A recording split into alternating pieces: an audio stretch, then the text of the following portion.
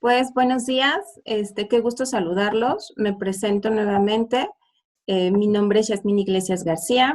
Soy capacitadora de la Comisión de Derechos Humanos del Estado de México y pues bueno, vamos a hablar del principio del interés superior de la niñez. Les comentaba de mi presentación, soy licenciada en Derecho, entonces bueno, espero que también se pueda abordar un poquito de, estoy en contexto que es sector educativo. Entonces, pues bueno, esperemos que la poca experiencia que tiene una servidora pues les pueda servir también dentro de las actividades que realizamos. Les doy la más cordial bienvenida a esta capacitación en materia del interés superior de la niñez. Me da mucho gusto que el día de ayer hayan hablado justamente de la Convención de los Derechos del Niño, porque es un tema fundamental para poder hablar del interés superior de la niñez. ¿Cuáles son las reglas de convivencia? Pues bueno, ya lo había comentado mi compañero, el licenciado Fernando. Entonces, la primera va a ser mantener los micrófonos apagados. La segunda, mantener las cámaras encendidas si nos hacen favor en medida de lo posible. Respetar la opinión de los compañeros, no interrumpir cuando alguien está hablando y pues bueno, mantener una buena participación. En realidad esto es una pequeña charla, un diálogo y lo que buscamos es la retroalimentación de aquí para allá como de allá para acá. Entonces, eso va a ser importante y también nos va a ayudar pues a nosotros a ver cuáles son los vicios que se pueden encontrar dentro de o la falta tal vez de conocimiento o qué es lo que tenemos que reforzar dentro de las capacitaciones. Y bueno, en esta materia, hablando del interés superior de la niñez, pues es un tema fundamental para ustedes. ¿Cuál es nuestro objetivo general? Tengo conocimiento que están llevando a cabo un curso en materia de derechos humanos, entonces el objetivo general del curso es justamente que adquieran conocimientos básicos en materia de derechos humanos. Esa es la primordial. Específicamente, y el objetivo específico de esta sesión es que identifiquen y analicen los conceptos básicos en relación al interés superior de la niñez. ¿De qué vamos a hablar el día de hoy? Pues bueno, vamos a hablar qué es un niño, quién es un niño, vamos a hablar rápidamente de los antecedentes de la Convención de los Derechos del Niño. Si ya mis compañeros hablaron de ello, discúlpenme, no tenía conocimiento. Entonces, como lo dije hace un momento, para hablar del interés superior de la niñez, primero debemos de retomar la convención. Entonces, solamente lo tocaremos de una manera, pues, muy superflua. Vamos a hablar del interés superior de la niñez, cuál es el marco jurídico y rápidamente solamente mencionaremos los derechos de las niñas, niños y adolescentes, si es que el tiempo no lo permite. Y pues bueno, como podrán notar, en la etapa de la niñez, los niños poseen un carácter evidentemente vulnerable. ¿Por qué? Por la edad, por el tamaño, por la autonomía incluso que representa, por la no autonomía que representa un niño. Justamente por ello es que se considera dentro de los grupos vulnerables. Y ahora sí, señores, les pregunto yo a ustedes, ¿qué es un niño? ¿Qué es un niño? ¿Alguien que quiera participar? ¿Qué es un niño? Señores, es importante que participemos. De acuerdo a lo que yo entendí ayer. Ajá, ¿su nombre es, perdón? Esteban Rojas. Esteban, mucho gusto. Sí, mucho gusto. De acuerdo a lo que yo entendí ayer, a pesar de que en biología se manejan como diferentes los ciclos de vida, me parece que de manera jurídica, por lo que estaba viendo, un niño se considera hasta los 18 años de edad, ¿no? Así es. En ese lapso de edad. ¿Y qué es un niño? ¿Es una persona? ¿Qué es? ¿Un objeto? Una persona aunque que no lo crean. Una persona que está en desarrollo todavía de todas sus capacidades, todas sus potencialidades. Y justamente ahorita, como decía usted, me imagino que por eso es alguien vulnerable, porque apenas está empezando a desarrollar todo su, holísticamente todo su ser. Así es. Muchas gracias, Esteban. De nada. Pues bueno, les voy a platicar rápidamente en relación al significado del niño. Pues bueno, un segundito, por favor, nada más para mover mi diapositiva. La palabra niño proviene del origen latín infans, que significa el que no habla. ¿Y por qué el que no habla? Porque justamente en el pasado, incluso en la actualidad, cuando los niños quieren participar, ¿qué les decimos? Cállate, no hables, no te metas en las pláticas de los adultos, ¿no? En el pasado lo vamos a ver rápidamente. Todavía era más, los niños los veían como adultos solamente de estatura baja. Incluso nos vamos a dar cuenta, no sé si lo platicaron ayer en relación a estos temas, pero por ejemplo, antiguamente los romanos usaban el término de niño solamente para identificar a las personas, o sea, no era ningún grupo vulnerable, era una persona que acababa de nacer o que estaba tal vez en crecimiento, pero era una persona normal y que incluso gozaban de menos derechos que los adultos. Y entonces les comentaba que en Roma usaban este término para identificar a las personas desde su nacimiento hasta los 7 años. Hasta los 7 años ellos ya podían, ya eran como considerados como adultos. En el área de la psicología, niño es una persona que aún no ha alcanzado la madurez suficiente para independizarse, el concepto más o menos o la definición de la cual nos habló Esteban. Y pues bueno, seguramente ayer también lo vieron, la Convención de los Derechos del Niño en el artículo 1 nos refiere que niño es todo ser humano menor de 18 años de edad, a excepción de haber alcanzado la mayoría de edad producto de la ley que se aplica. ¿Qué quiere decir? Que en México, pues sí, son niños todos los menores de 18 años y, por ejemplo, en Estados Unidos, que la mayoría de edad la alcanzan o la ciudadanía la alcanzan a los 21 años, siguen siendo niños, por ejemplo, hablando en materia internacional, las personas de 19 años o 20. Es importante comentarles que este concepto de niño es un concepto a nivel internacional. Es por ello que la convención nos refiere, a excepción de haber alcanzado la mayoría de edad, producto que la ley aplica. La Ley General de los Derechos de las Niñas, Niños y Adolescentes, en su artículo 5, define a los niños y a los adolescentes, por lo cual, en materia nacional, hablamos de que niños serán consideradas todas las personas de 0 a los 12 años. Y de los 12 a los 18 será considerado un adolescente. Bueno, y para referirlo más, el 20 de noviembre de cada año se celebra el Día Mundial del Niño. Evidentemente en México, como todos lo sabemos, lo festejamos el 30 de abril. En Venezuela, por ejemplo, se festeja el tercer domingo de julio, o sea que fue el que pasó. Y en Argentina, el segundo domingo de abril.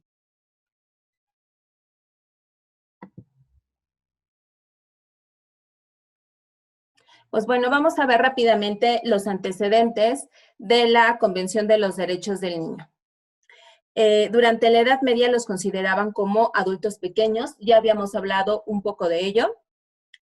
A mediados del siglo XIX, surgió la idea de ofrecer protección especial a los niños, y bueno, en 1841 la protección de los niños, empezaban a ofrecer protección de los niños en su lugar de trabajo. Y en 1881 las leyes francesas garantizaron el derecho de los niños a la educación. Aquí es cuando vemos, por ejemplo, que no los consideraban dentro de un grupo vulnerable.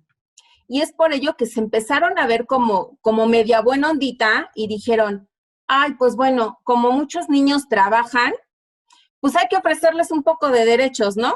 Por ejemplo, posteriormente, ya a principios del siglo XX, se entiende la protección de los niños ya en materia social, jurídica y sanitaria solamente en Europa.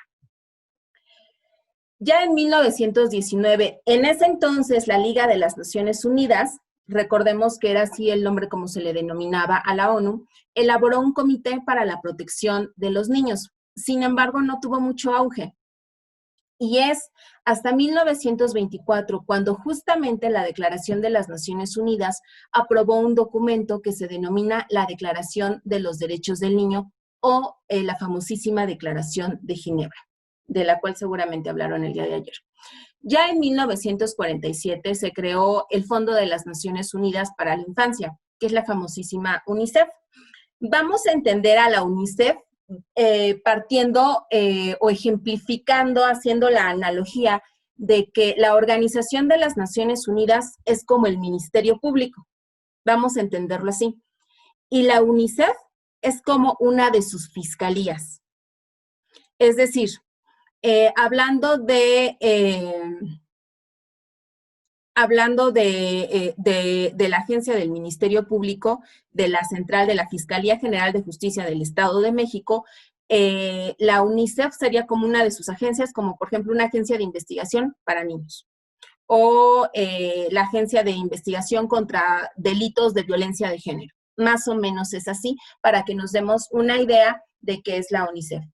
Y pues bueno, después de la Segunda Guerra Mundial, recordaremos que se empieza a crear la Organización de las Naciones Unidas justamente a raíz de la Segunda Guerra Mundial. ¿Por qué? Porque había jóvenes víctimas de la Segunda Guerra Mundial que habían quedado, y niños que habían quedado huérfanos. ¿A qué se dedicó la Organización de las Naciones Unidas? Y en ese entonces todavía no lo conocían así, no le habían denominado UNICEF, sino más bien era un grupo de jóvenes que ayudaban a otros jóvenes que se habían quedado pues en el abandono por la muerte de sus padres y se dedicaban a ayudar. Ya en 1953 alcanza tanta popularidad a nivel internacional este grupo de jóvenes que dicen, oye, en lugar de, yo también quiero que vengas a trabajar a mi país, aunque yo no pertenezca a Europa. Y es con ello con lo cual empiezan a trabajar más allá. Y pues bueno, finalmente en 1959 la Declaración de los Derechos del Niño es aprobada por la Asamblea General de la Organización de las Naciones Unidas. Y en 1979 la ONU lo proclama el Día Internacional del Niño. En Polonia se crea un grupo de trabajo dentro de la Comisión de Derechos Humanos, quienes redactan la Carta Internacional sobre los Derechos del Niño. Y pues bueno, ya hablando específicamente de la convención, ayer pudieron notar que es un documento de fecha 20 de noviembre de 1989 que se aprobó por la Asamblea General de la Organización de las Naciones Unidas, que se establecen 54 artículos que hablan de derechos económicos, sociales y culturales de los niños. Este documento, no sé si se los comentaron ayer, pero es el documento más firmado a nivel mundial. Por lo cual, de los 196 países que conformamos la Organización de las Naciones Unidas, 194 países han suscrito y ratificado esta convención. Los países que no han suscrito y ratificado esta convención son Estados Unidos y Somalia. ¿Y por qué creen que Estados Unidos, les comento a ustedes si es pregunta, por qué creen que Estados Unidos no haya suscrito y ratificado este documento, compañeros? ¿Alguien que quiera participar?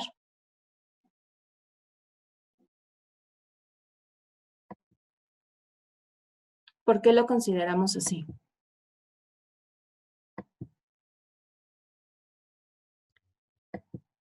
¿Alguien que quiera participar?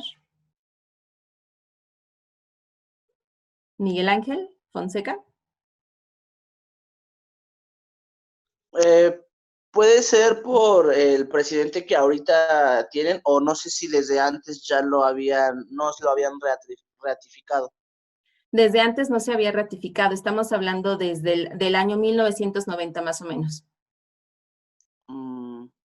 Pero sí, mucho tuvo que ver sus presidentes en ese entonces. Muchas gracias, Miguel Ángel. Perdón, pues Sandra Maldonado quiere participar. Adelante. Porque no tienen como una legislación propia para los niños, o se permite ratificar o implementar las medidas necesarias para procurar los derechos de los niños. También es parte de... Sí, compañeros, están en lo correcto. Pues resulta que Estados Unidos decide no participar, o parte de la justificación que hace su presidente, tanto como su Congreso, nos refiere que ¿Y qué creen que cuando yo lo leí, pues dije, qué egoístas, ya saben, ¿no? Qué bárbaros. ¿Cómo es posible que un país como Estados Unidos no ratifique este documento? Pero ¿qué creen? Resulta que la justificación que tiene Estados Unidos para no ratificar, no suscribir y no ratificar este documento es porque ellos decían que tenían niños de todo el mundo, que su país era pues el país que más migrantes tenía a nivel mundial y que entonces Estados Unidos solamente podía comprometerse económicamente con sus niños nacionales, que solamente para ellos les alcanzaba el presupuesto y que entonces era muy difícil que se comprometiera con la niñez del mundo. ¿Y qué creen? No sé si alguno de ustedes compró o leyó algún artículo, por lo menos de la revista Forbes. Si no me equivoco, fue la número 1 que sacó en el año 2018-2019, y es emblemática la imagen que tiene el presidente de los Estados Unidos, Donald Trump, con que se encuentra parado con un niño latino y que le dice, welcome to Estados Unidos. La crítica que se le hacía o que realizaba esta revista era justamente ella, que porque Estados Unidos, al no haber ratificado este documento, pues con la mano en la cintura le podía decir al mundo, yo no me comprometí con los niños. O sea, yo los puedo tener hacinados en estas cárceles enfermos con temperatura y no darles de comer porque ¿quién te dijo que se comprometió al cuidado de ellos? Nadie. Y pues bueno, esa fue parte de la justificación de los Estados Unidos. Y en segundo término, hablando de Somalia, recordemos que en Somalia es un país que constantemente está en guerra. Y entonces, igualmente el Congreso de Somalia refería que dentro de su país era como muy complicado. ¿Por qué? Pues porque los niños, pues desde los 7, 8, 9 años, los empiezan a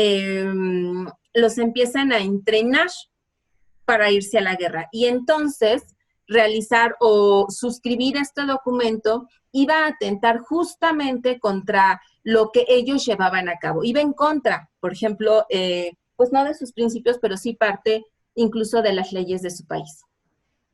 Pues bueno, continuamos con el tema. Ya en 1999 se adoptó la Convención sobre las peores formas de trabajo infantil. En el 2000 se ratificó el protocolo facultativo de la Carta Internacional sobre los Derechos del Niño, especificando la participación de los niños en conflictos armados. Derivado de este protocolo, no sé si lo platicaron ayer, una vez que se realice esa convención, no crean que nada más se emite el documento y pues ya quedó y arreglan sus legislaciones o no. Una vez que se emite un documento internacional, una convención, que es un documento pues que obliga a todos los países que suscribieron a adoptar medidas, se empiezan a crear protocolos facultativos. Y el protocolo facultativo es como un código procesal. Compañeros, les recuerdo que se nos está agotando el tiempo, tenemos solamente 10 minutos, entonces si se me llega a pasar y por alguna situación no se los comento, sí es importante la reconexión. Ya estamos casi entrando al siguiente tema. Pues bueno, lo había comentado, a través de esta convención se contemplan 4 principios rectores. El primero es el interés superior de la niñez: la vida, la supervivencia, el desarrollo, la no discriminación y la protección infantil. Y pues bueno, hablando de esta Convención de los Derechos del Niño, todavía tocándola como un antecedente al interés superior de la niñez, he de comentarles los principios nuevamente, que es la no discriminación, el interés superior del niño y el derecho a la vida, la supervivencia y la participación infantil. Y ahora sí, ¿qué es el interés superior de la niñez? Pero sí me gustaría que ustedes, que alguien de ustedes me comentara, de acuerdo justamente a las capacitaciones que ya han tenido en materia de derechos humanos, ¿qué consideran ustedes que es el interés superior de la niñez? No sé quién quiera participar o lo hacemos a dedazo. Yo también quiero participar. Adelante. Esteban Rojas otra vez. Esteban, mucho gusto, Esteban. Usted ya tiene su punto de participación. Bueno, me imagino que aquí pone un particular interés sobre toda nosotros como seres humanos, en justo este grupo vulnerable, que sus intereses están por encima de lo que sea, ¿no? Así es. Que atente en contra de sus derechos, ¿no? Y justamente por ser un grupo vulnerable es como, está el niño por delante. Es algo así como en el barco, mujeres y niños primero, ¿no? Algo así. Muy bien, muy bien, Esteban. Así es. El interés superior de la niñez, como lo comenta nuestro compañero, es justamente como si en un barco se estuviera hundiendo y dijéramos, niños y mujeres embarazadas son los primeros. Justamente es ello.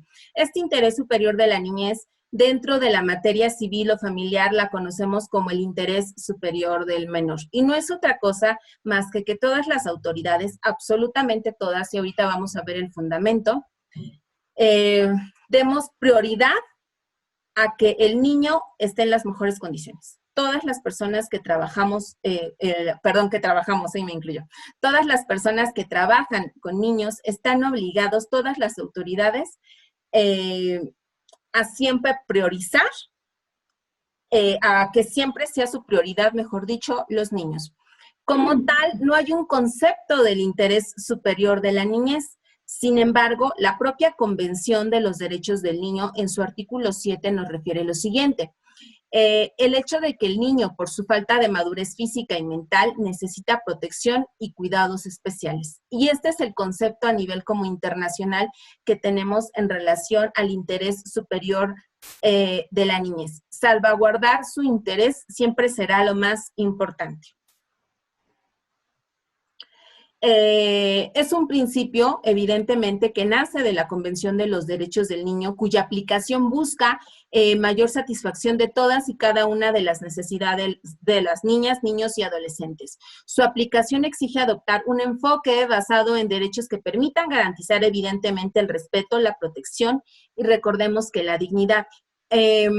No se despeguen de que estamos hablando de un tema de derechos humanos. Y entonces, seguramente ayer mis compañeros, cuando les explicaron el concepto de derechos humanos, pusieron en negritas con mayúsculas y en Arial 100 la palabra dignidad, porque justamente en ello se basan los derechos humanos. Es por ello que en repetidas ocasiones durante las 2 semanas que dure su curso, o 3 o 4 o 5 que llegue a durar su curso, van a estar escuchando constantemente, aunque toquen o conozcan diversos temas en materia de derechos humanos, la dignidad. ¿Por qué? Porque recordemos que todo acto que atente contra la igualdad o la dignidad de las personas está atentando contra sus derechos humanos. Y pues bueno, el interés superior debe ser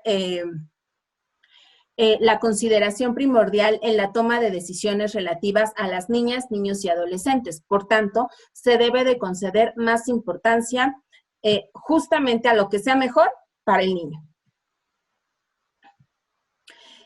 Hablando justamente de la vulnerabilidad, en la cual también nos explicó un poco nuestro compañero Esteban, es que las niñas, niños y adolescentes están en un proceso de formación y desarrollo, y justo por ello, se encuentran en un grupo vulnerable por las características particulares que dependen de las personas y que además, dependen de personas que sean responsables de su cuidado.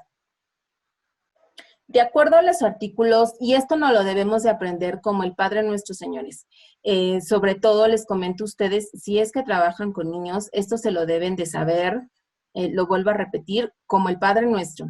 De acuerdo a los artículos 14 y 18 de la Ley General de los Derechos de las Niñas, Niños y Adolescentes y el artículo 4 de la Constitución Política de los Estados Unidos Mexicanos, todos los órganos jurisdiccionales, autoridades administrativas y órganos legislativos, federales, estatales y municipales, tienen la obligación de tomar en cuenta el interés superior como la consideración primordial y promover, respetar, proteger y garantizar los derechos de los menores de edad.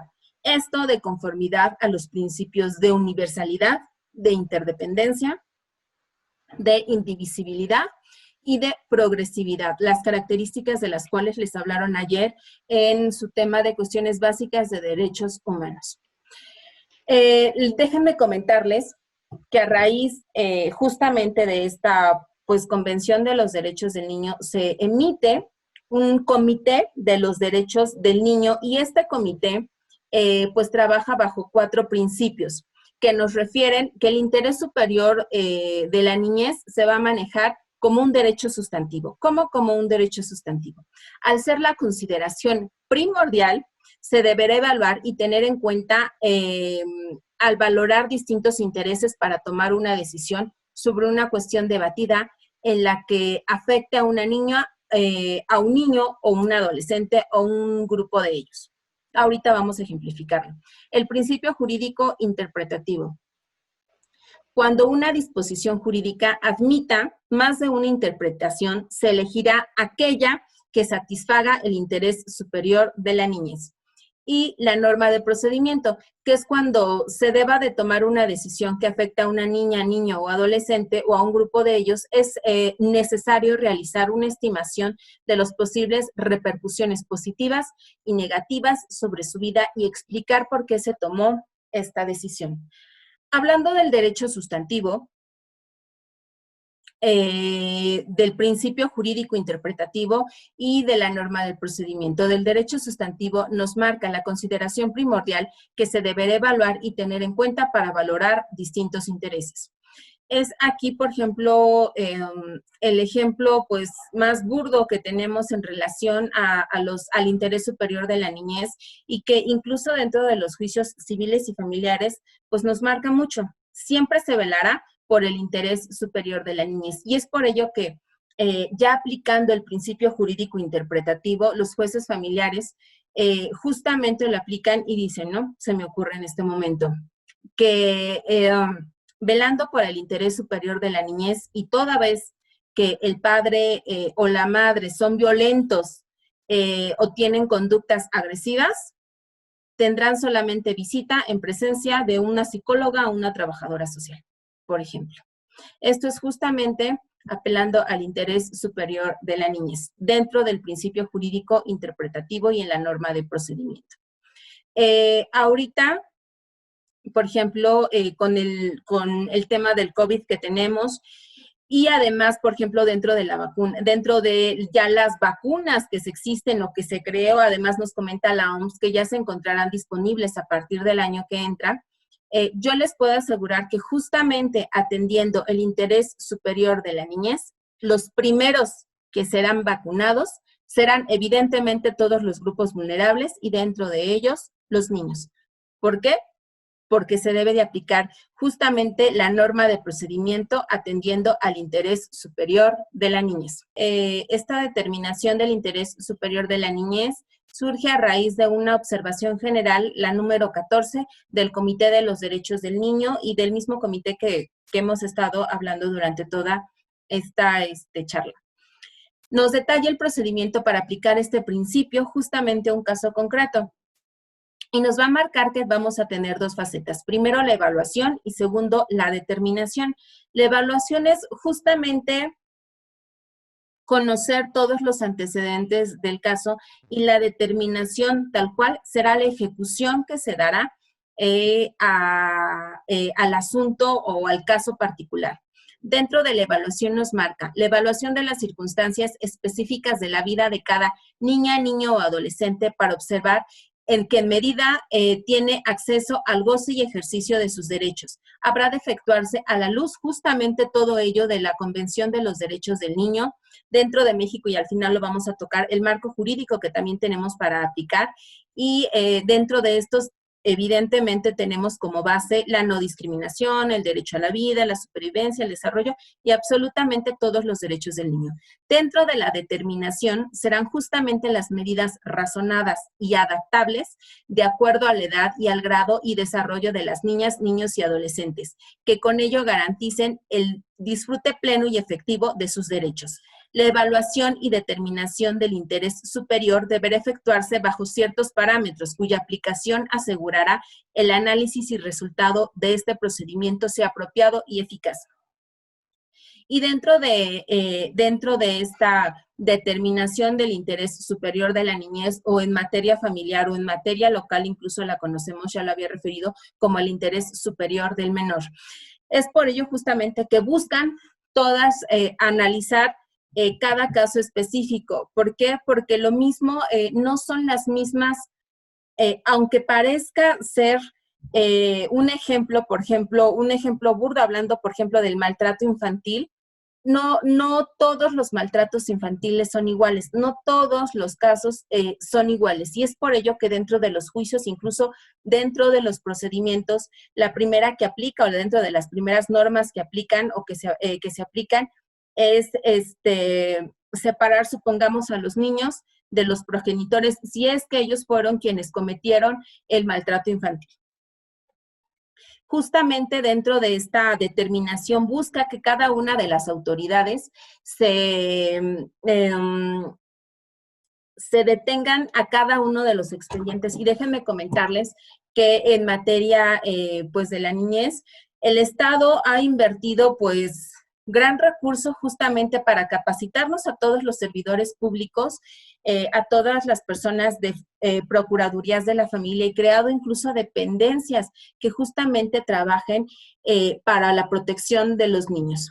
Les presento este diagrama y que justamente se denomina determinación del interés superior, y nos habla del proceso, evaluación y determinación. Recordemos que la evaluación es conocer todos los antecedentes que se tienen en relación a un caso específico. Tengo una duda, y la determinación justamente será el cómo se va a ejecutar. Sé que es un sector educativo.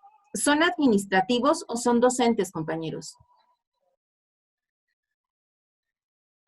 No sé si alguien me lo quiera contestar. ¿Somos docentes? Ah, perfecto. Ok. Entonces, Ya, ustedes... Hay de ambos. Digamos. Perfecto. Les va a ser de mucha utilidad justamente este diagrama. Pues bueno, si lo podemos notar, se marca justamente o se elaboró de esta manera. De un lado se encuentra la evaluación, del otro lado la determinación. Estos son los derechos que nos marca, que recordarán que los tenemos dentro de la Convención y también dentro de la Ley General de los Derechos de las Niñas, Niños y Adolescentes. Si se dan cuenta, dentro de la base nos habla del derecho a la vida, a la supervivencia y el desarrollo, la no discriminación y a ser escuchado. Nos marca los derechos y los artículos que tenemos: a la opinión, el derecho a un entorno familiar y al mantenimiento, nos habla de la protección, de la seguridad, de la educación, de la identidad, de la salud, de las situaciones de vulnerabilidad. Y dentro de abajo, si alcanzan a ver, nos marca justamente también dentro de la evaluación, los principios, y estos principios son también tomados de la Declaración de los Derechos de las Niñas, Niños y Adolescentes. Del otro lado nos va a marcar la determinación. ¿Cómo vamos a ejecutar ya todo ello que encontramos? ¿Cómo voy a actuar? Supongamos en el caso de que tenga un menor o que tenga yo conocimiento, y algo que se me había olvidado comentarles, señores, es que ya lo había, creo yo, establecido, pero si no, lo vuelvo a comentar. De acuerdo al artículo 14 de la Ley General de los Derechos de las Niñas, Niños y Adolescentes, y no los quiero asustar con lo que les voy a decir, al contrario, quiero que lo tomemos como de una manera preventiva. Todos los servidores públicos, todos, la ley no dice solamente sector educativo o solamente Comisión de Derechos Humanos, todos los servidores públicos que tengamos conocimiento de que un niño sea producto de la comisión de algún delito, o sea, víctima de la comisión de algún delito, todos tenemos la obligación de denunciar, todos.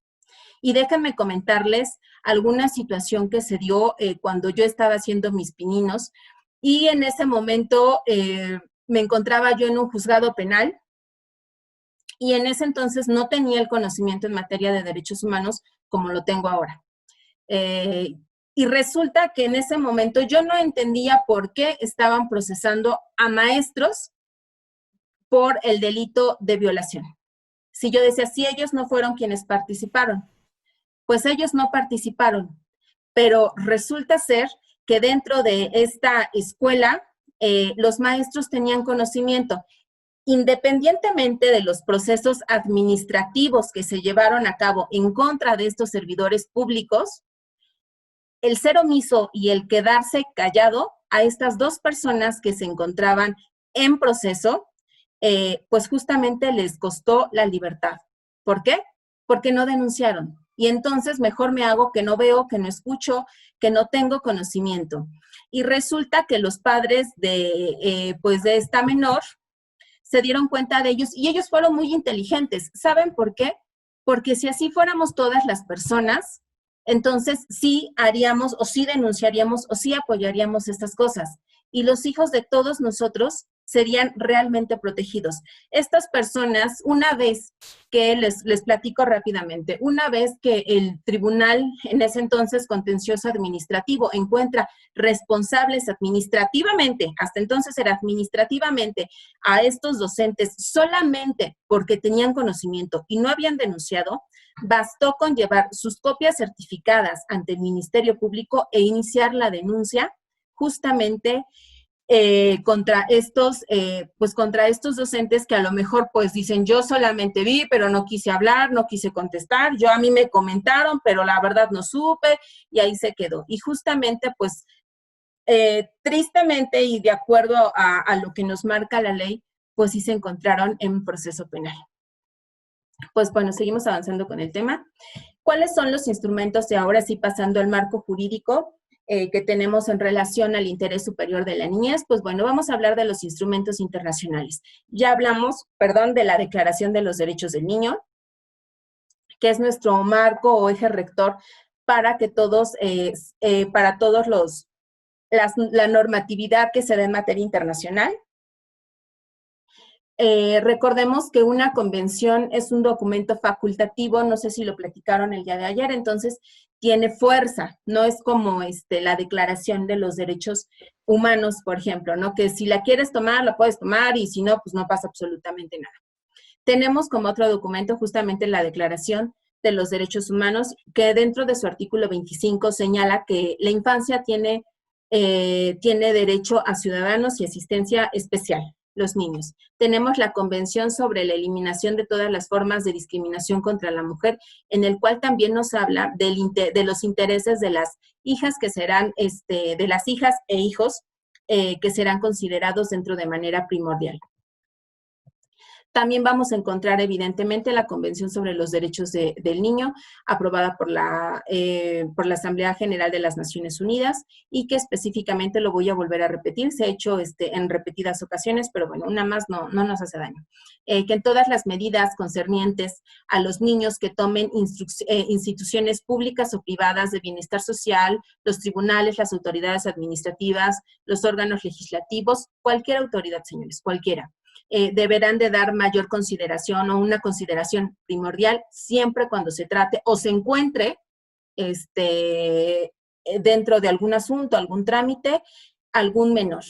Dentro de los instrumentos nacionales, pues tenemos el que se ratificó dentro de la Convención de los Derechos del Niño, y déjenme comentarles que México ratifica, ya se había unido, pero ratifica en 1990 esta Convención de los Derechos del Niño, y en ese momento, y sí lo recordarán seguramente, tuvo mucho auge, recordarán que más o menos en los años 90, incluso se llevaron a cabo unas pequeñas elecciones, sí lo recuerdan, y yo me acuerdo perfecto, porque yo fui a votar, o sea, me acuerdo que yo tendría como unos 7, 8 años, y mi mamá me llevó a votar, y a todos los niños que votábamos nos daban, pues como un pin, y yo salí muy contenta porque fui la primera vez que realicé una votación, y era justamente este derecho en relación a la participación, que seguramente lo platicarán mis compañeros, y que a partir de ahí se empezó a generar el CIPINA y el CIOPINA y todos los programas que hoy en día tenemos para la participación de los niños.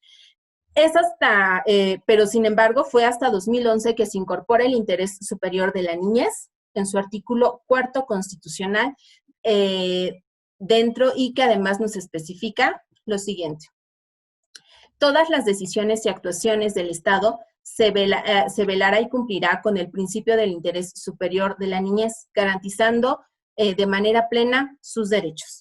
Este es el artículo constitucional que nos obliga además a todos los servidores públicos a proteger y respetar el interés superior de la niñez.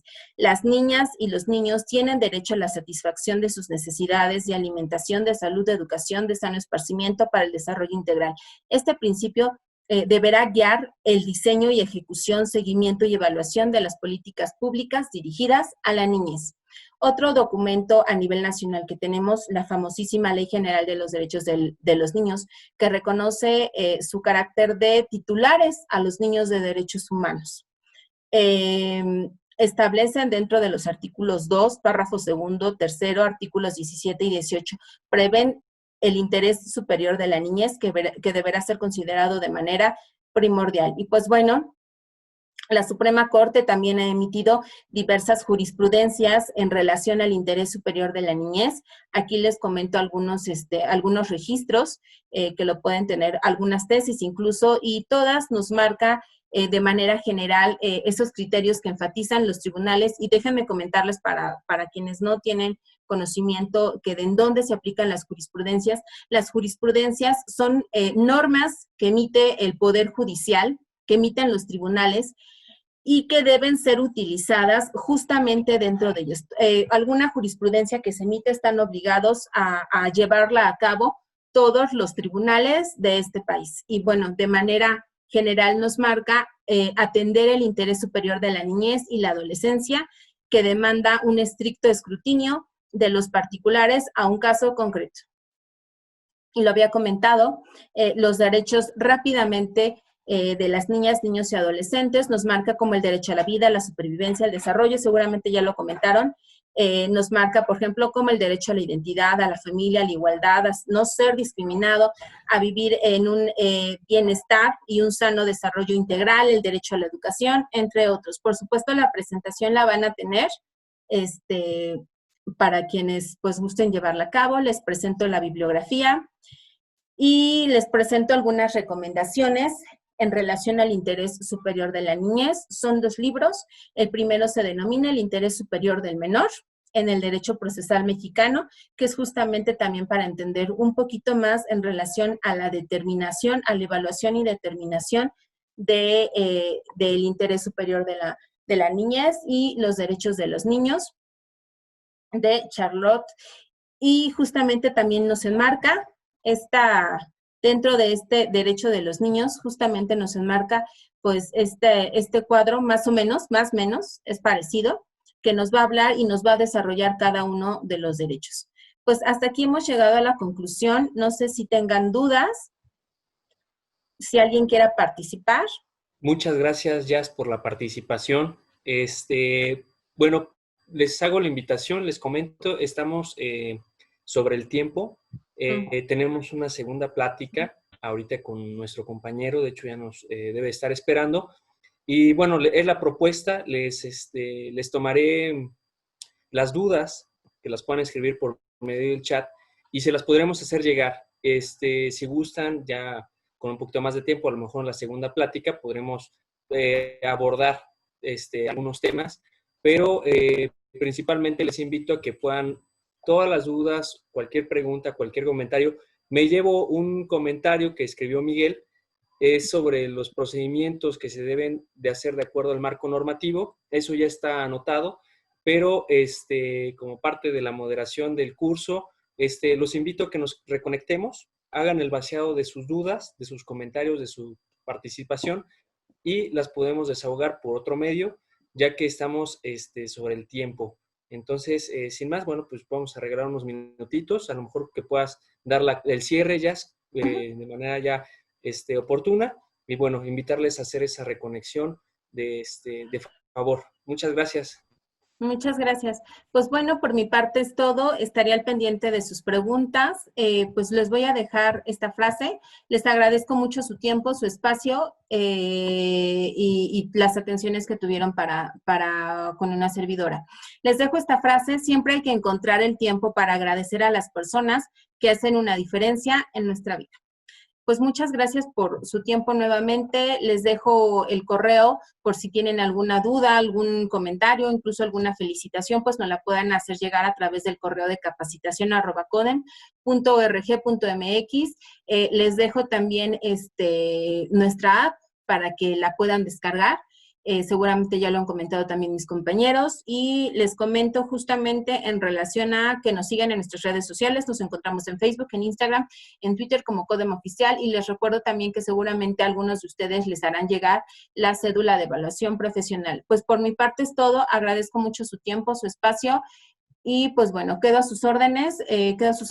Me encuentro en la Secretaría Técnica, en el Departamento de Capacitación Institucional, Yasmín Iglesias, y pues bueno, por mi parte es todo. Muchas gracias, compañeros. Que tengan un excelente día.